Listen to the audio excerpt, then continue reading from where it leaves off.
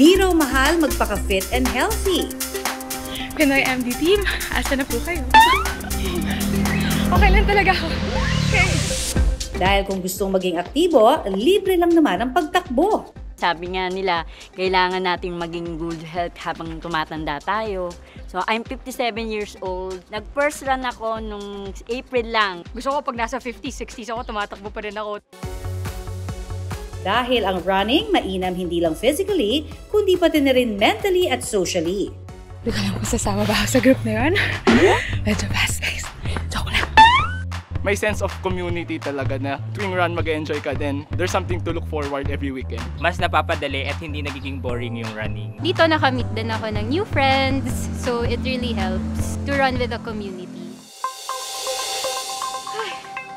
Ayon sa World Health Organization, 45.5% daw ng mga Pinoy ang walang sapat na ehersisyo noong 2022. At isa na ako doon.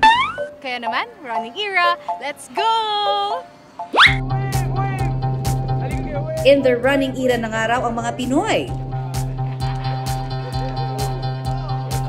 Alas 5 pa nga lang ng umaga, naabutan na namin ang running club na ito na nagpapa-warm up. At pagdating sa takbuhan, hindi magpapahuli riyan ang ating nurse ng bayan. Nurse Abby, makitakbo ka na nga dyan! Ano po ba ang tamang warm-ups before tayo mag-run? Gusto natin na dynamic yung warm-up natin. Kasi yung running, dynamic siya na sport. Una, gagawa tayo ng lunges. Right? So, right leg muna tapos left. So, 1, 2,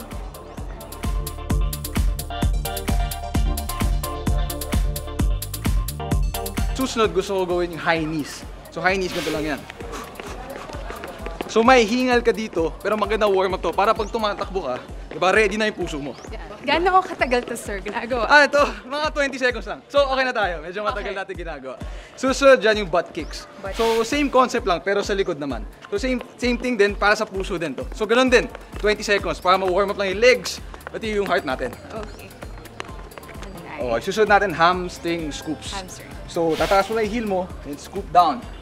So, para yung legs natin gagawin natin yun. So, mga 6 per leg, pwede na yun. Yung warm-up kasi, kinokondisyon niya ang ating puso, ang ating blood vessels, and ang ating mga muscles para hindi siya magkaroon ng soreness afterwards.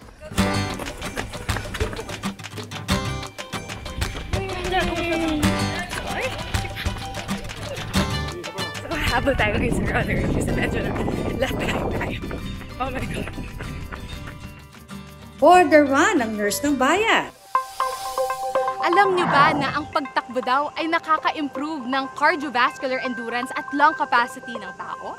Nakakatulong rin daw ito sa cognitive function, kagaya ng memory retention at attention span. Sa pagtakbo ay nakakapag-prevent din ng osteoarthritis ng isang tao, ayon sa physical rehabilitation expert na si Dr. Hubert Ko.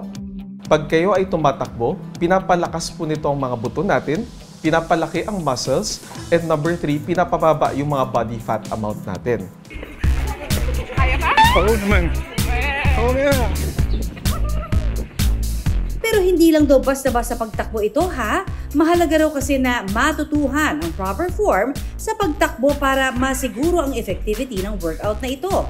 Pag tumatakbo tayo, ayaw natin na yung talbog pataas. Gusto natin, we drive ourselves forward paharap. Ayaw natin sobrang talbog natin pag tumatakbo kasi nakakasayang ng energy yan. Pataas yung takbo. Gusto natin paharap, pa-forward.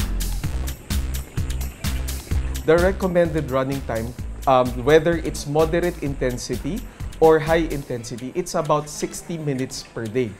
Between 6 years old to mga more or less 64 years old, allowed naman po sila tumakbo as long as there are no medical contraindication or underlying medical problem.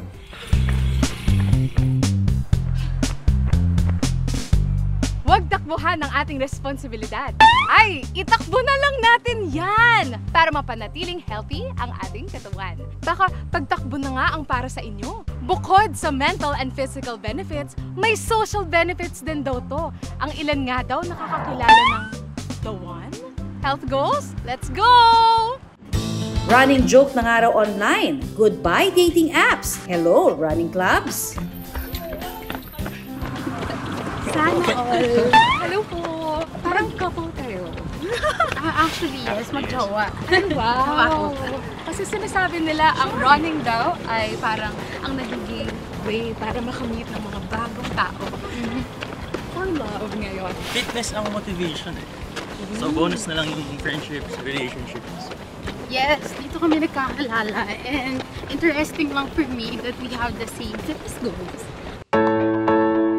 Tumakbo to start the day right dahil baka tulad ni Audrey, dito nyo na rin makilala si Mr. Right. Hi guys, I'm Joe. And I'm Audrey. Nagkakilala kami sa isang run club. Nag-start kami mag-connect by becoming friends. Yun, sabay din kami pumasok sa run club. And then nagbubudulan kami sa isang brand ng sapatos. Bumili siya. And then, uy, sabi ko, nabudol ka na rin. Welcome to the club. Nagkakwentuhan kami, ganyan, napalalim. Yung goals namin sa fitness, sobrang align in other aspects in life. Ayon kay Doc, mayaman daw sa benepisyo ang pagtakbo. It also increases dopamine, which is a happy hormone, so it actually improves sense of well-being.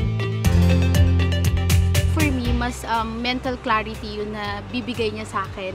Also yung sense of accomplishment kapag nakatapos ka ng isang workout or ng isang run, parang you feel better. When you feel good, you also look good. Running is my solitude. It gives me peace, it gives me tranquility. Whenever na overwhelm ako sa problems or challenges or anything na negative, tumatakbo lang ako. Para kina Job at Audrey, mas nakaka-motivate daw kung marami kayong tumatakbo gaya sa running clubs. Fulfilling, satisfying. Tapos for example, may nakita ka na struggling, pwede mo siyang tulungan. Parang win-win situation din siya. Na-enjoy namin yung community, yung atmosphere, yung environment, and yung connection sa isa't isa, lalo na kapag same kayo ng goals ng mga kasama mo dun sa running community. Pero teka, pagdating sa pagtakbo, marami tayong nakalakihang paniniwala riyan. Nurse Abby, alamin mo na nga kung anong mga yan. Ay, ang init. Pwede bang maligo? Doc, totoo ba na pwedeng maligo pagtapos mag-jogging? Hindi ba ako mapapasma? There's no such thing as pasmado. Hindi po siya clinically proven. Doc, totoo ba na bawal daw tumakbo pag kakakain lang kasi baka daw magka-appendicitis? Appendicitis actually is not caused by running after eating. Most of the time, pinaka-common cause yan is actually a bacterial infection po.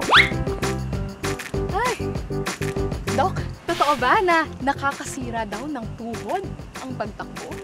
Ang pagtakbo ay actually nakakatulong to prevent the occurrence of osteoarthritis, especially sa knee. Pag tumatakbo po kayo, ay kumakapal po yung cartilage, bumabagal ang progress ng osteoarthritis po. Doc, totoo ba na hindi daw kailangan ng strong upper body pag tumatakbo? There are muscles sa upper body, yung mga muscles na paghinga natin, and especially yung core natin, kailangan natin siya palakasin to avoid mga low back pain, slip disc, other kinds of injuries. Ilan lamang yan sa mga binigyang linaw ni Doc, pero paalala ng eksperto, importante pa rin obserbahan ang reaksyon ng ating katawan kung susubok tumakbo.